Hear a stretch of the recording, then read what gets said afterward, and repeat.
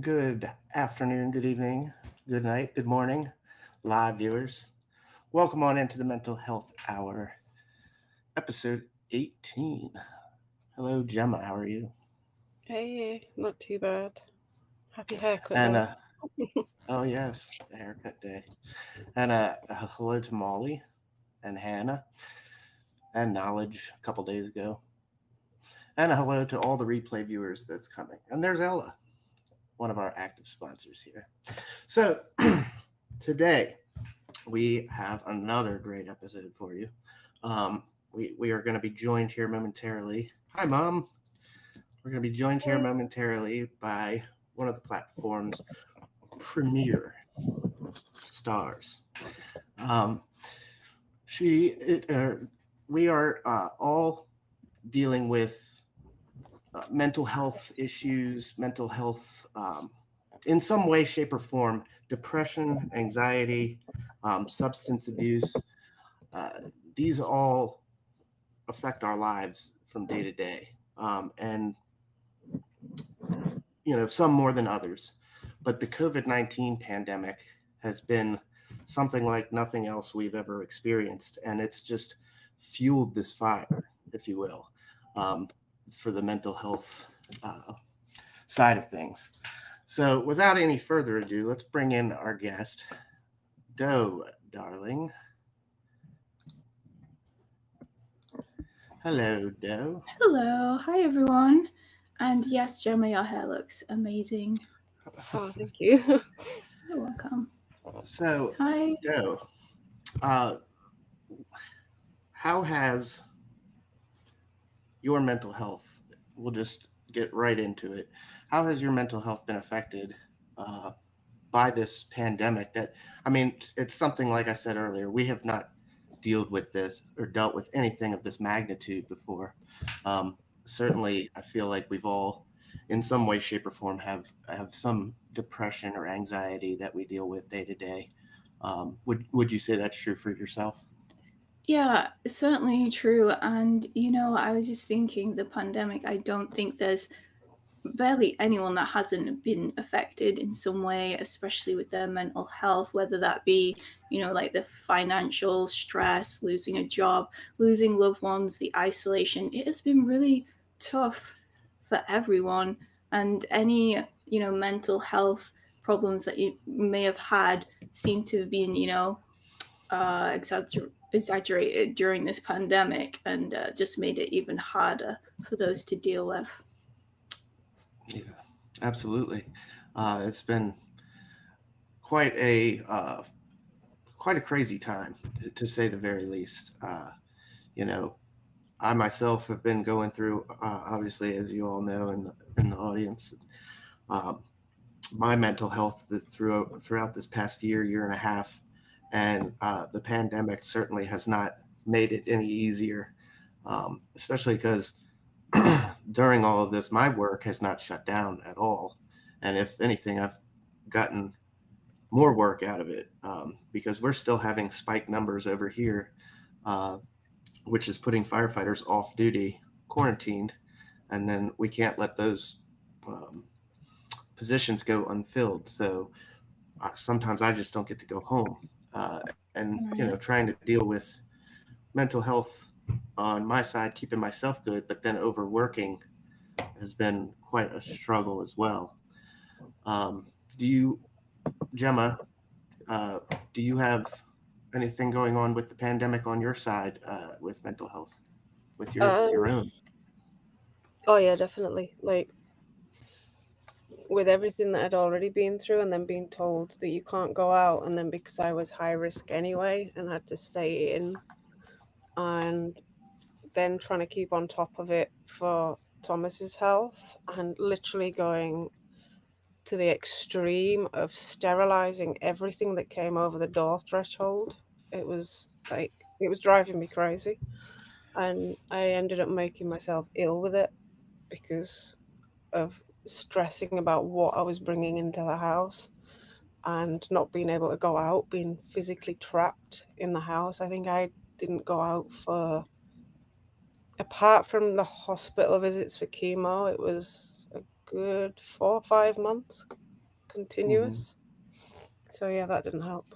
I can definitely relate to that because I actually have germophobia, and I know a lot of people don't necessarily take that so seriously, but it has really at times affected my life, like in a really bad way. So for someone that has germophobia and to be in a pandemic, it has been incredibly tough and stressful for me. During the whole pandemic, my partner was classed as a key worker, so he had to work throughout the entire thing and with the public, and he was put in these situations, and I couldn't control it. Like, I just wanted to keep us safe, and I couldn't control, when he was outside of the house or what he was like bringing back into the house. And so, yeah, I was the same, having to like sterilize everything, clean everything. It just put my like germophobia into overdrive, and it was very stressful just trying to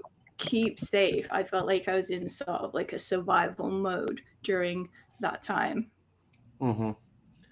Yeah. And the hospitals, I mean, they're doing their best, but they're just overrun right now, especially over on my side of the globe. Still today, we're walking in, bringing patients in on the ambulance, and just so many people are stopping in, even with symptoms of the COVID-19, or at least one thing I can say is that things seem to be they seem to be being handled a little better. When this all first started, it was very unknown what we were dealing with, what would happen if you got it. Everybody was very scared, obviously. But now I feel like we've got a better grip on what we're dealing with. We just don't know how to control it, per se. So, do you have any other things for the COVID-19 pandemic in general that you'd like to talk about, Deb? Well, it was. Oh. I can only talk about like my experience, and I like I said, I felt like I was in some survival mode. Now, I think one of the worst things that you could do during the pandemic was, yeah, I can hear you. Yeah. Oh, can you hear me? Yeah. Was like doom scrolling. Like, we were like, our brains were infiltrated with all this information, all this like negativity, during the whole thing. And while you wanted to keep up with what was happening and be informed and keep up with the news, there was at times when it was just too much. So one of the things that I decided to do last year was I started a Discord group, and the one rule of the group was no talking about the news. I just wanted an escape from the news, somewhere that we could go where we didn't have to think about it. And I feel like it was really helpful to a lot of people. We just shared memes and cute pictures, and I started a art club, and we had weekly competitions, and I loved seeing everyone's art, and I created some amazing art at that time. And that was just one thing that I did to keep focused and to help me and my friends just keep our minds in some kind of positive frame of mind. I think Tim's got a few little technical issues. Yeah. There we go. Are we back? Awesome. Yes. I don't think Sorry we about that. Do a broadcast without some sort of technical That is true. There's always something. Yeah. But yeah, definitely with what definitely with what you were saying. Like, I know from the hospital side as well, it's put everything on hold. Like, Thomas had his chemo appointments cut into half, and then they reduced his chemo to less than a quarter. And then everything I've had has been cancelled, and even now trying to pick it back up is just ridiculous. But that has been one of the like tough things for people that don't like have other things that they need the NHS and need dealt with, not being able to get those appointments because the NHS was so overrun. I know, like, during the very start of the pandemic, I got diagnosed with a lifelong condition, and I couldn't get any of the help until now that I needed. So I was just left. And when I had to go to hospital for an operation, and it was very stressful having to go by yourself, take the COVID test. Yeah. And it was just like a very traumatic experience, especially when I'd had to wait like 8 months in like excruciating pain every day. And when you're in that kind of pain, it's very Mhm. hard to keep positive and keep going. The days when you wake up and you're just like, I can't do this anymore. And then when you have the pandemic on top of it, like it's just a hard time. So I really feel for all those people. Like I know Gemma as well. He was like struggling so much wanting like to get those appointments, and they was just like kept getting pushed back or delayed. And it's Mhm. just been a really stressful time for you as well. And when you're in pain like that, I can just imagine it was so tough. Yeah, and it certainly doesn't help to your it doesn't help your mental health condition having to both wait for the appointments that you've been waiting for so long already, but then having to go to the hospital by yourself. Yeah. Like, literally the other day, I had to go for a scan to be sedated. I wasn't allowed anybody in with me, so I was already panicking about that. But then you can't drive home, so it's just ridiculous, and it's One of like, the most like heartbreaking things for me was my brother got diagnosed with cancer, and I remember he was taken into hospital, mm, and no one could be with him, and he was just on the phone like literally begging for my mother to come, and she couldn't go. And it was just mm, like it absolutely broke my heart because there was nothing I could do, nothing she could do. And I know that situation happened for so many people, and mm, like so many people were losing loved ones and they couldn't be there for them at the time. And mm, it was just absolutely heartbreaking. And all that trauma, like so many people have experienced during this time, that's going to take a long time to, mhm, to get better from that. It's hard. Absolutely. for Yes. real. And I yes. know, I was in the hospital for 2 weeks during the first lockdown, and because nobody could come and visit, so, like, Thomas couldn't come and visit me, and he actually stopped speaking to me. It took me nearly 4 days to get him to speak to me when I got back.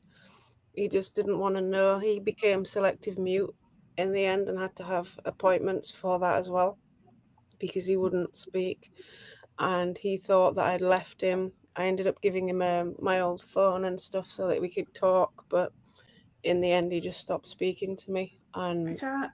Sorry, I was just gonna say I can't imagine how it has affected children as well because they don't fully, understand what's going on. It must be so mm, scary. I try to imagine me as a child at this time, and I just think it's yeah, so hard on everyone, but especially like you said, like Thomas, he didn't really understand what was going on, and that must just be, especially with everything that he's like going through. It's just another thing, and that must have been so tough. with everything, with all the children not being able to go to school, not knowing what was going on, having to have the Exactly. It must have lessons been so scary. over. It's so scary. So It scary for them. The whole world was literally turned upside down overnight, and no matter what you say to them, you don't Absolutely. wanna say too much to upset them and worry them, but then you can't say Exactly. anything that will put them at ease or anything and make it any more understandable. It's hard to understand what's going on at that age, with Mhm, anything. But then again, also, there's the they might be young enough that they don't have much to put it up against. They don't know. mhm, Mhm. Some of them were of the age where this was the norm. Um, mhm, uh, so, and then all the schooling that I know we've had to do, the online schooling all last year. My stepkids are back in school this year, but that's a bit of stress added on to the parents as well, um, because I particularly was trying to teach all these classes to middle school and elementary school kids, and I didn't go to school to be a teacher. I don't I don't remember. I'm a firefighter. I can teach you that stuff. So, I mean, there was that added stress as well, and the kids don't know any better. They're just trying to do their best. So, it's definitely it has to be an absolute culture shock to, especially the high school kids who are getting ready to go into their senior years and stuff. And Mm. these are the formidable years. Um, but yeah, and it's the economic downfall that we've sustained over here has also thrown people into a world of depression. And uh, it's just when you lock down an entire country or globe for this matter, you telling people they can't go out. And I don't know about you guys, but to me, isolation and detachment were two of my worst things that I was doing to myself. Isolating from the world and detaching away from everybody was Mhm. just fueling my depression. Do you guys feel the same? Oh yeah, definitely. Yeah, for sure. I feel like I'm feeling it even more this year. Like, as humans, we are social creatures, and even though I am an introvert, I still need to be around people. And I think on the first year of the pandemic, apart from, the hospital visits, I only saw like three other people once. And like this year, I've only seen two people. Like, that's the only interaction I've had, like, with people. So I'm really, really missing that social interaction, but I still have this, even though like I have my two jobs, and everything, I still have this anxiety to meet up with people and be around people. But at the same time, I have a real need for it. Like, I am missing this social interaction. I'm missing being out there Mm. around people. It's tough. It's tough being isolated for so long, and it does nothing for your mental health being because all you have is yourself, and then you start overthinking, and you don't have any kind of distraction from it. So it is tough being like cooped up. And I feel like we could all deal with this, together if we had some sort of end in sight. Like if they were to tell us, okay, we're going to lock down and it's going to be for 2 weeks and it's going to suck and we're all going to get through it. And then, Mm. once that 2 weeks is up, we're good. But there's just no end in sight still. We're a year and a half later and it still feels Yeah. wide open. I think the only thing for me is the hope that I just remember that, like, everything, change is inevitable, and everything is a cycle, and nothing lasts forever. So I know there will be a point where it won't be like this, and I think that's the only thing that really keeps me going, because normally I do like to have like an end date to focus on. Then you can get through something, and when there isn't that end date, it can be hard. But I just remember everything is a cycle, and it can be tough right now, but things will get better and things will change. So that's how I personally see it. Yeah, absolutely. Mm. Shema, did you want to touch on any of these slides that you have? Yeah, I've just noticed that one was a double up, so I'm just messing Oh, okay. around. Um, just ignore the fact there's a number missing. Yeah, so I've pulled off some slides that is from the actual charity that you're raising money for. Do you want to talk about what you're doing, raising money? Well, Yes, yeah, and then we so can go into that. it was last year in the start of the pandemic last year. What actually really got me into walking, because previous to this, I wasn't walking. Like, I was doing like 150 steps a day. Like, I walked to the bathroom and back. I wasn't moving. But when I developed the nerve pain in my arm, and it got to the point where I couldn't do anything anymore, like that I love to do. That was something else that was really tough during the pandemic. I couldn't do my art, I couldn't do my music, I couldn't play instruments, Mhm. and everything I loved, I felt like I lost at that point.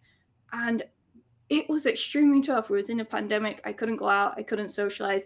I lost everything I love due to this chronic pain, and waking up thinking, oh, so what do I do now?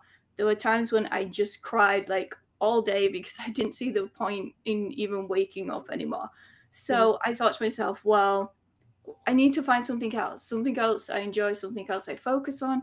And I was like, well, my legs still work. So why don't I try walking? And I started walking, I started hiking, I put some music in, and it was like meditation. I used it as a type of meditation, a type of therapy. Like I would talk to myself as I'm walking. You could have really great conversation getting out all your feelings while you're walking, listening to music.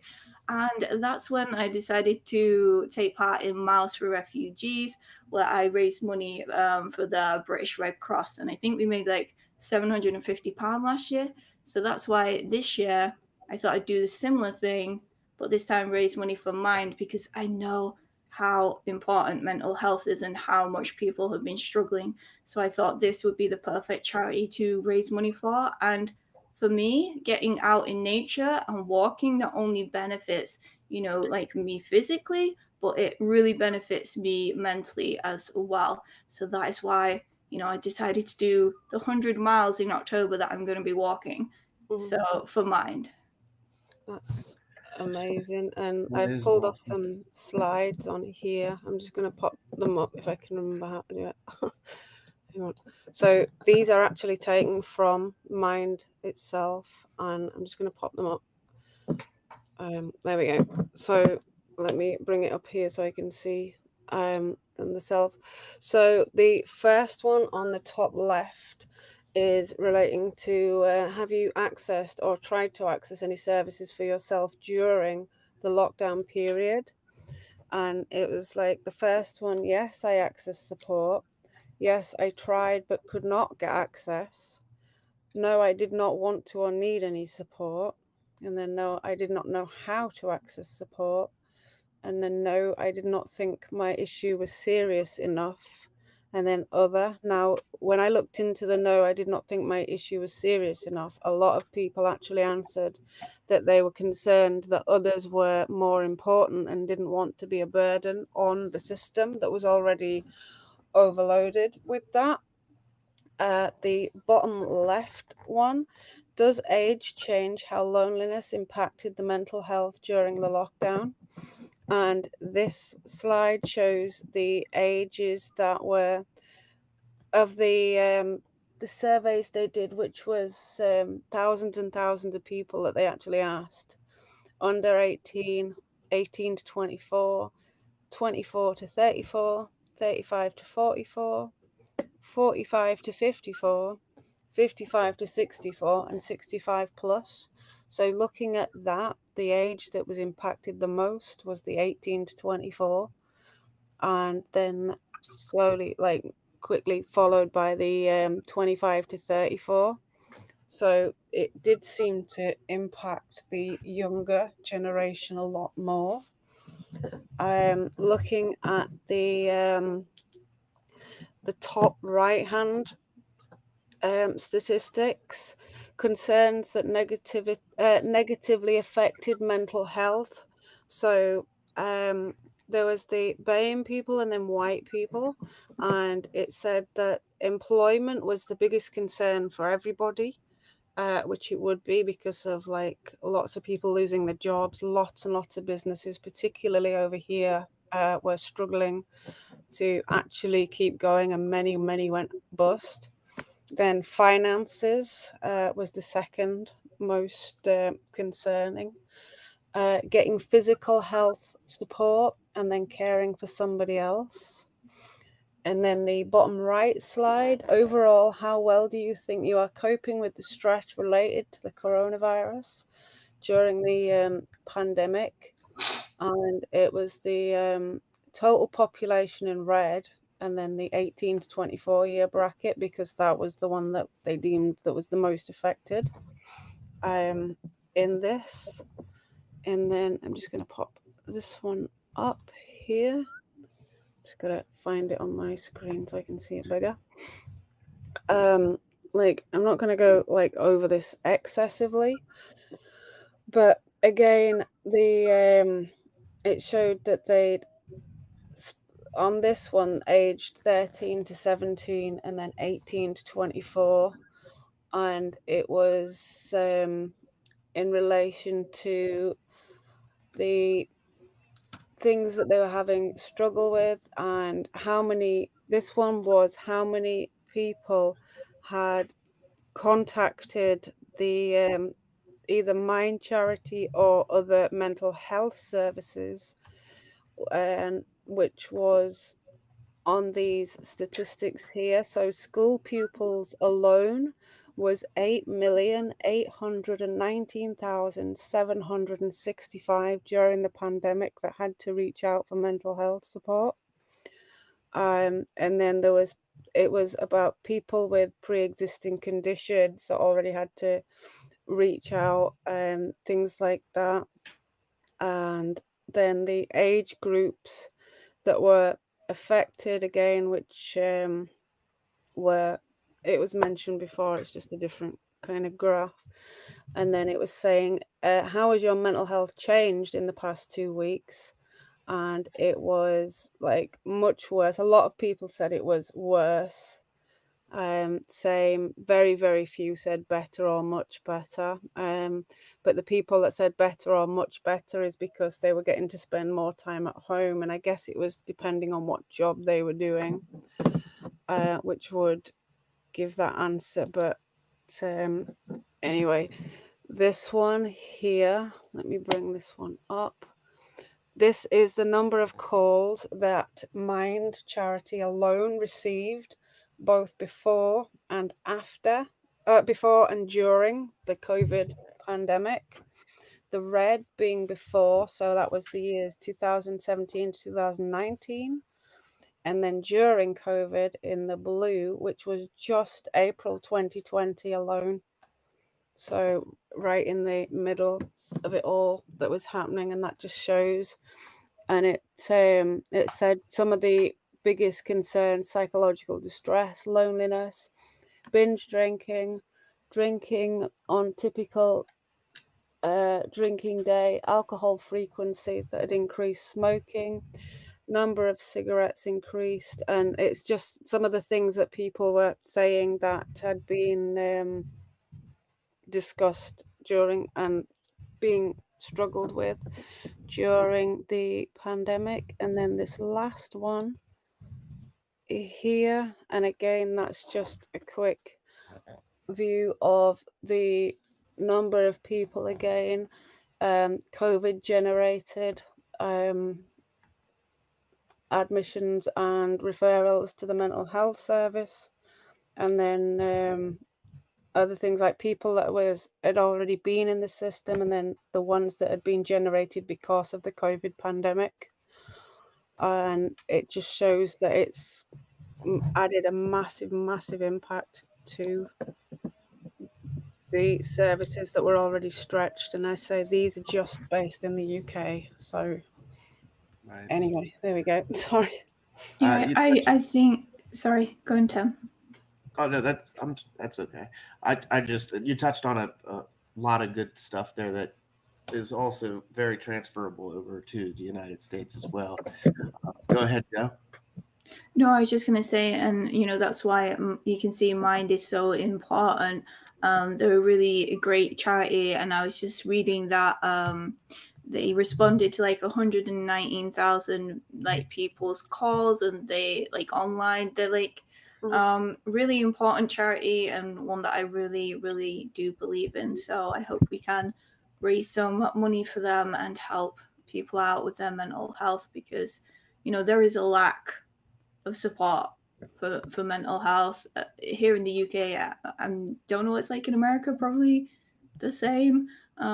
So anything really helps. Yes, I'm just putting it especially, in the chat now. Thanks. and we've thrown it in the chat a few times. The link to trying. help support Doe on this 100-mile walk. And what is that? 160? Is it 160 kilometers? Yeah, I think that it works out as that. Yeah. So you're doing So this over the month of October, is that yeah, correct? so it's 100 miles during October. So yeah, I'm a bit like but we're Do you gonna have a do it. game plan? Like, are you thinking like a certain amount of miles per day, or? I worked out it's about like about 3.5 miles a day, but there's with my chronic pain, there's like some days I can't, so I'm just gonna try for the most miles I can on the good days, so we can make up for any down days. So yeah, it's just gonna be walk, walk, walk this whole October. Like I'm not gonna stop, and I'm gonna be hapsing a lot of the walks, so I can take Oh, you all awesome. with. So that'll And be Yeah. fun. I do want to touch on that momentarily, but let's go ahead and throw up your video here that you created real quick since we're talking about the walk. Here's a video from Doe. Don't you quit. You do make a difference. You do make a difference. You do make a difference. As weak as you are, as tired as you are, as many mistakes as you made, you do make a difference. There is something they would lose if you were not there. There was something that they would miss if you were not there. You do make a difference. You do make a difference. Don't you quit. That's That so was awesome.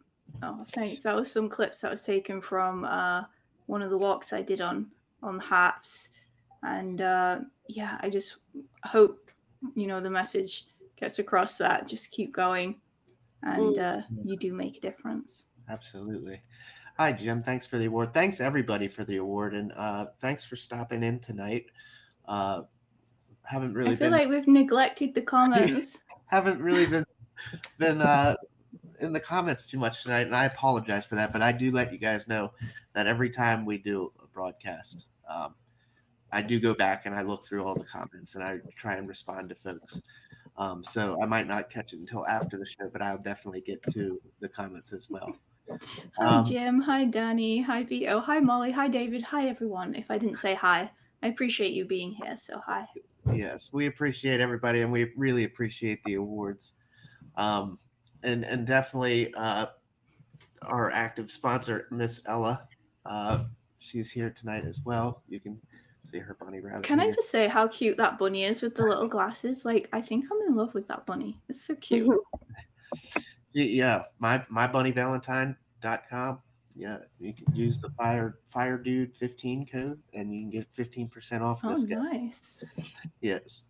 But so going back to the hapsing your walks, I am intrigued by this because it plays such a great role into tonight's conversation.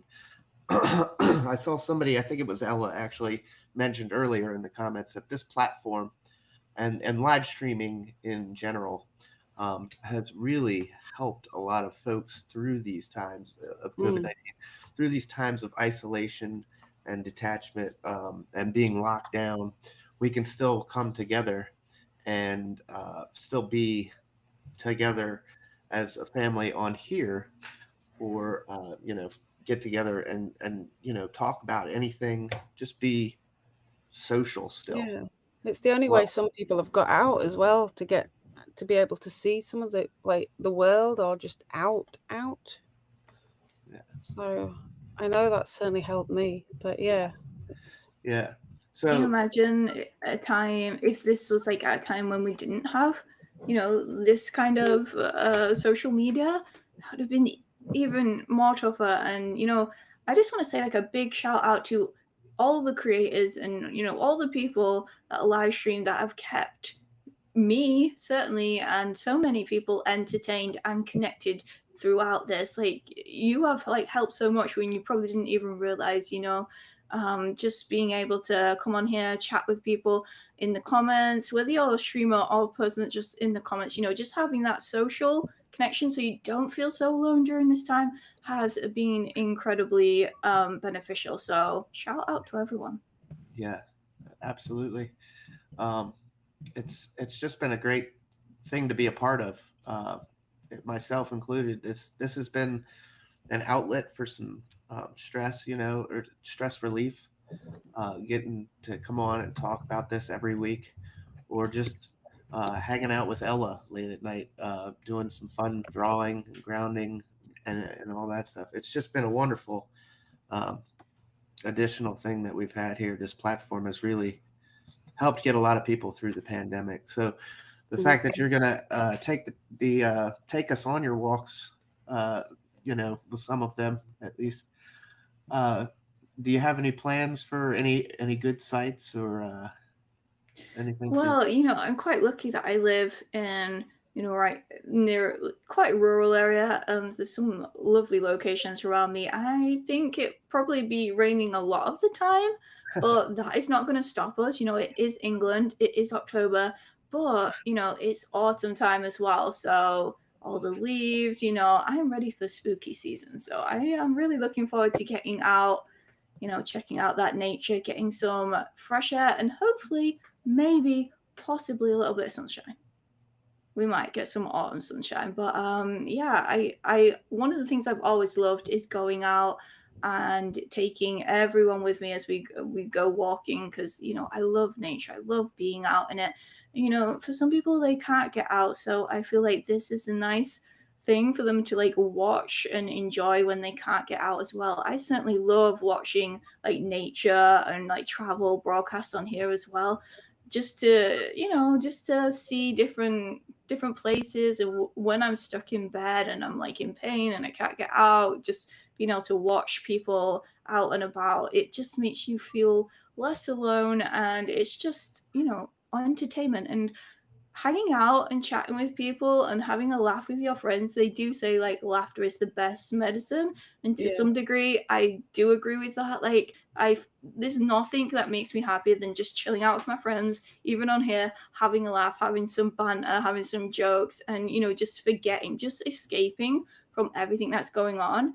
And this is like a great escapism for a while, just to have a bit of a stress relief. So, I really do appreciate Haps and live streaming and everyone on it.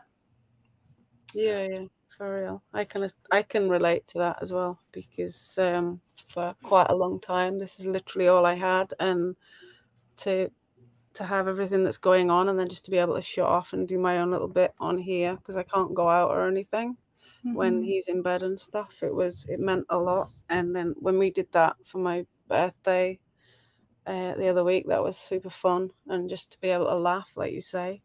I know, that was fun. Yeah, like it actually laughed till it hurt at some point.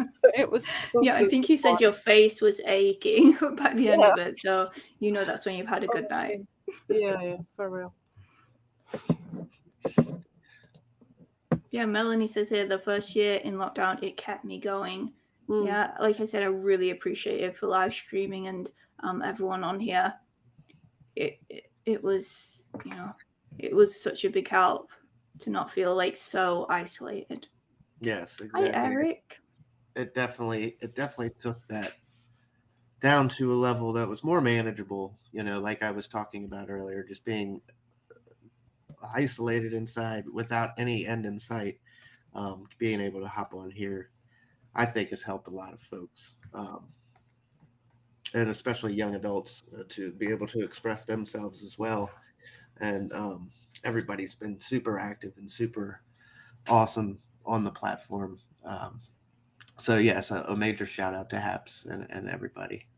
For those of you just joining in, we're welcoming in Doe Darling tonight. She's talking about her walk for mind, mind for the mental health walk for 100 miles over the course of October. There's links in the chats. We'll keep them coming throughout the show as well as they disappear.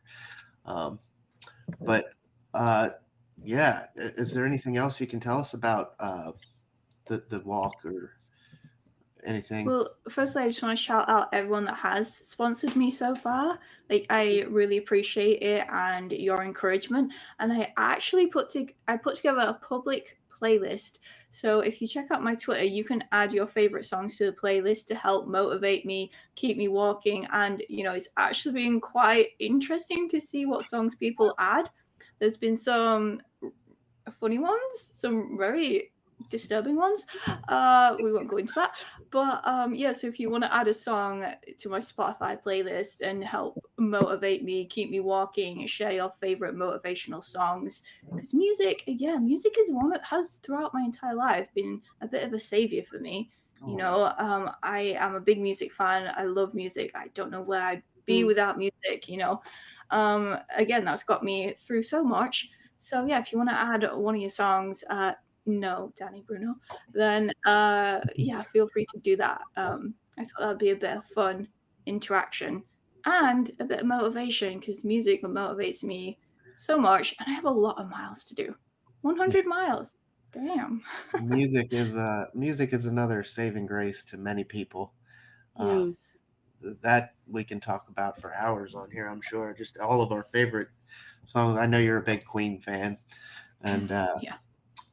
I'm gonna have to get on and see if I can add a song or two for you on your walk. Oh my gosh, yes, that would be good. Like, I'm actually really interested in, hearing people's. I think there's something very special about like someone's favorite song, and it says a lot about them. So I'd love to hear people's favorite song, and what it means. So yeah, I was really interested in people's favorite songs. Does it show you who added them, or?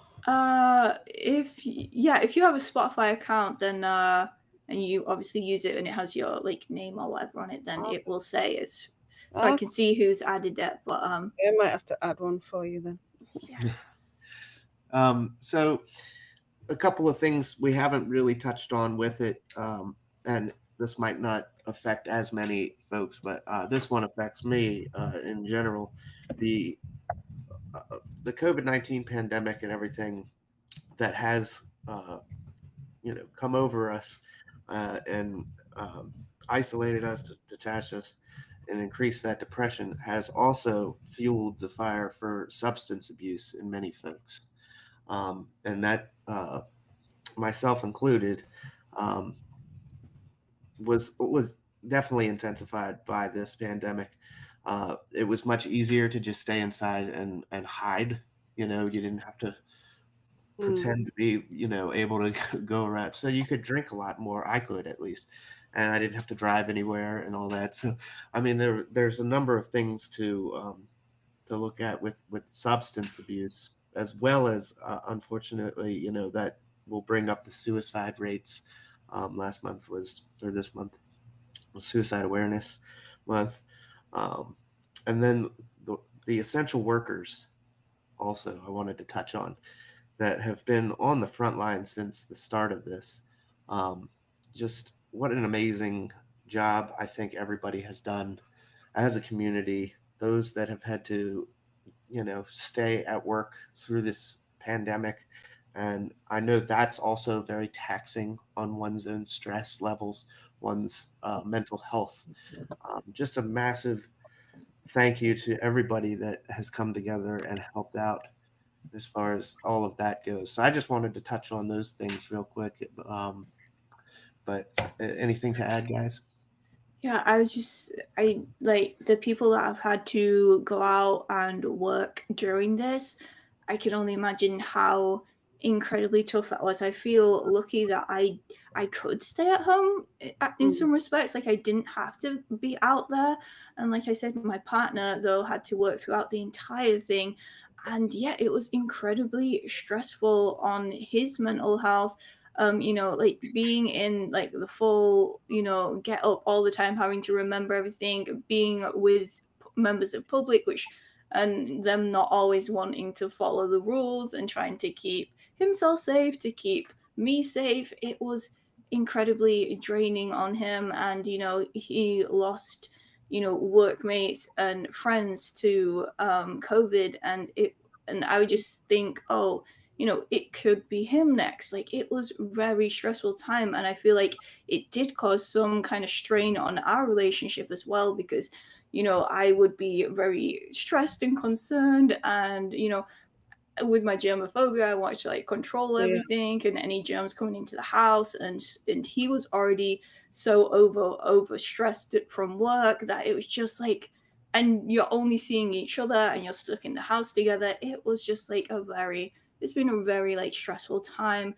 But the people that have had to go out there and didn't really have a choice and had to keep working through this, and in, especially those that work like with the public, like on a day to day, like I can't imagine the mental stress that took and the worry they had, like that at any point they could like catch COVID. And and if they did, they had to like take time off work, or when and just the financial stress and the worries, like it's been so much for everyone, and it's going to take like such a long time for people to get over that. That's a lot of stress and trauma that like builds up in the body. And I feel collectively as a world, it's something like we've all been going through, and so there's just a lot of trauma, a lot to deal with, and it's going to take a lot of time. And I feel we need to remember to be gentle with ourselves and each other, and kind to ourselves and each other, because we've all been through so much, like so much. Absolutely. I've found that it's made people in general more aggressive as well as all this. Like, just having been out and about, I found that, like, not everybody, but just in general, a lot of people seem more aggressive and more stressed out. And Yeah, I feel like when people are dealing with anxiety, it comes out like as aggression, especially sometimes to the ones you love, or even to strangers. Like when people are stressed and anxious inside, they don't always mean it, but yes, it often comes out like, it's aggression. So that, yeah, there has been a lot of that. And, there's been a lot of like, because of divide, with like vaccines or no vaccines, or is COVID real? Isn't it real? Did it start from this? There's been a lot of like fighting over that type of thing as well. So it's just been a whole like situation that has just caused so much stress. Yeah. And won't even get into how the vaccination has played into this. Just the mental health around everything that you're trying to, deal with on your own. And then on top of that, you've got the pressures of the outside, from everybody's points of view. And, I get it too. A lot of people have been cooped up and they have a voice still and they want to be heard. But I mean, that all adds in on our stress as well, whether or not you're making the right choice, whether, this, that, and the other. But, what was it? Oh, with the parents with children, we were talking about earlier, with the schooling and everything getting back to normal, I think there's going to be a bit of, what's the right word here, apprehension in sending your kids back out into the world, and getting back to a normal society with schooling and everything, and getting them, because they're like we were talking about earlier, they don't really comprehend exactly what has happened, some of them of the age groups. And so, I mean, what do you guys think about that? Well, and it doesn't just have to be children. I mean, ourselves too. How do you feel about re-entering into this world after a year and a half of an introvert's dream? Yeah, like, certainly the schools are back, and they've been back for a while here. And for me, with having Thomas like he is and not having a vaccine for his age, I'm not going to lie, I didn't want to send him back. But then the damage it did to him being off was also really damaging. And I had to work out, like, what is going to be more damaging to him. And I don't know, but certainly here I've figured that, like, everything seems to be almost in a way back to normal. Like, not normal, but a lot of people are acting as if this thing never happened now. Like, you can just walk into a shop and there's no, like, 90% of people don't have masks on, and people are just walking around doing their daily thing. Like, apart from the fact that there's this now fuel crisis and everything going on, but that's a different matter. But everything seems to be going as though it never even happened in some places. And for me, like, I made myself physically ill trying to control what was coming in and out of the house. And I can't imagine how you managed with that, knowing that your partner had to go out of the house and come back in. Because, like, everything that was coming in the house, I was literally disinfecting. And I had a big box outside that I was making sure everything was going in, so that it wasn't coming in until I went out, and I was gloving up. And I took it to the extreme where I made myself very, very unwell. And having to now go out as if things are normal, it's making me ill. and overthink things to the point where I'm now like, I'm going to make myself ill again if I don't calm down with it. Mm-hmm. I think the situation in the UK is people are just very desperate to get back to normal. And you know, they're tired. They're tired from it all, but you know, it is still happening, and you know, you still have to take, you know, the precautions that are needed, but people are just tired. They just want it to be over. Who doesn't? They're just desperate to get back to normal and to get things going.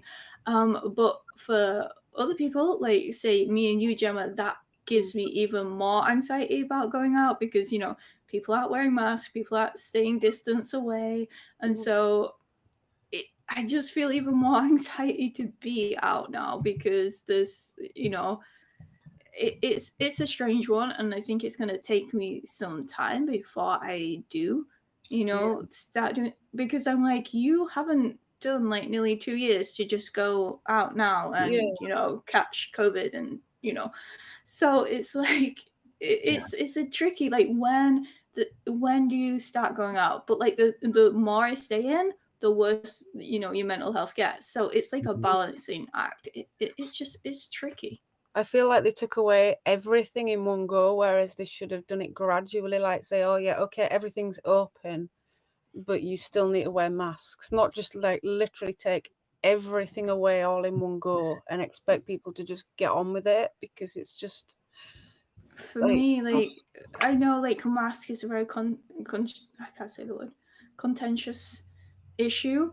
But for someone that wore masks even before the pandemic and will have to wear them after the pandemic, you know, I don't have an issue with them. And so, yeah, personally, I think you should still wear them inside shops unless, you know, you're medically exempt or whatever. But you know, yeah, people once the government like said, oh, you know, you don't have to, like, recommended you do, but you don't have to. Like most people's like, I'm done with this now. I'm done. Yeah. But you know, it's been hard because people like, okay, I followed the rules, you know, I've had my jabs, I've done this, like, when will it end? They almost expect the government to be able to control corona and be like, okay, you can stop now. But it doesn't work like that. Like, believe me, like everyone would want it to end, but people are just tired. Like collectively, people are just tired of it. So I understand it from that point of view, but also, you know, I'm still wearing my mask and, you know, being respectful of people's spaces. And, you know, that's, I think the only thing you can do is control what you do yourself and take care of yourself. You know, you can't control anyone else and what they do. So you can only control, you know, yourself and keep yourself safe and the people around you, you know, to a certain degree. So, but there's like a lot of anxiety that comes with it. Yeah. Some people can't even control themselves, as I've seen a few times. But yeah. And Danny, sorry. Yeah. You've hit the nail on the head that everybody is just done with this. So yeah, as soon as they were saying, we think it's so safe to go outside, they're just ripping the masks off. That's it. But what were you gonna say? Sorry. I was just gonna pick up on Danny's comments. Like Doe predicted the future. They wore a mask before any of this, but you know, I did see this coming. I remember when we first got the news of what was happening in, you know, China, and it was around March time, and my sister was having a big birthday. This was before it even like got to the UK, or maybe there was a few cases, definitely before lockdown or anything, and I was anxious to go there, and I was like taking hand sanitizer, and I was like, why is no one else worried? Like, can they not see where this is gonna go? Like, I could already see what was gonna happen, what was gonna go. I felt like I went into lockdown before lockdown even started. I could see what was gonna happen. And it was incredibly scary because I felt like no one else was taking it seriously. I feel like at that time, some people even joking about it, like no one took it seriously.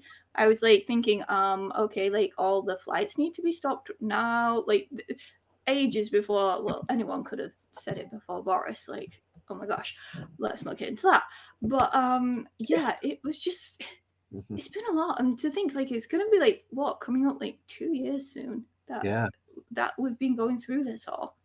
And yeah, it's kind of mind-blowing. It is. I definitely think Boris was way too slow to react, but Oh certainly my with gosh, the yes. like sanitizing thing, I was like, I'd certainly been doing it a while because of Thomas's diagnosis anyway, but I certainly did up the ante when I started hearing things about it.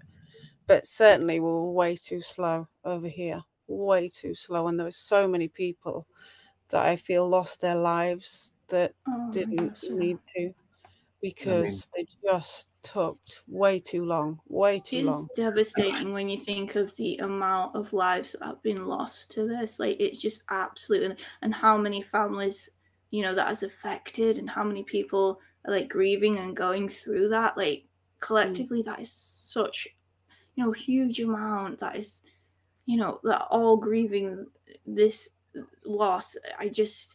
And I remember reading every day, like, and people would just talk about it as numbers, and they would forget like each person was an individual with a family, that people that loved them and cared Yeah. about them, and each life mattered. And people would just be like, oh well, it's only like older people, or oh, there's only like this many numbers that have died. And I'm like, you need to remember, like, each person wanted to live, each person. That It only was could just be your upsetting. everything. That's the thing. That only could be Exactly, your everything. exactly. And it's like, it really got to me when they were like, it's only this, it's only that. Oh my gosh, that upset me. And I know how hard this must have been for you. Like, you and Thomas, like, being very vulnerable with everything that was going on, and like having to isolate like so much. It must have been terrifying for you. Like, absolutely. And to hear people talk like as if people with, like, who were older, or people in care homes, or people with disabilities, like, their lives didn't matter. It Yeah. was absolutely like sickening to read that, and to see how quickly disabled or older people were just like thrown under the bus, like, and Mhm. their lives didn't matter. Yeah. I Yeah. actually felt sick reading it, when people would just say like, well, it's only the the people with health conditions are going to die, or only the older people are going to die. Like they didn't Yeah. matter. Honestly, Yeah. I was disgusted when I saw people speak like that, and I just Mhm. feel for everyone. Oh my gosh, it's been a lot. It's So been many heavy unnecessary times. deaths everywhere because everybody that should have reacted and had the power to do things sooner just were too slow. And Yeah. I think they honestly thought the whole herd immunity thing would work and it didn't. And then they like thought, oh heck, we've really messed up here and tried to do what they could, but it was too little too late. Like, Yeah, And just all of many. the death and everything that has come from the pandemic is still, it's going to play that active role in the post-traumatic stress that we were talking about. exactly. Yeah. Yeah.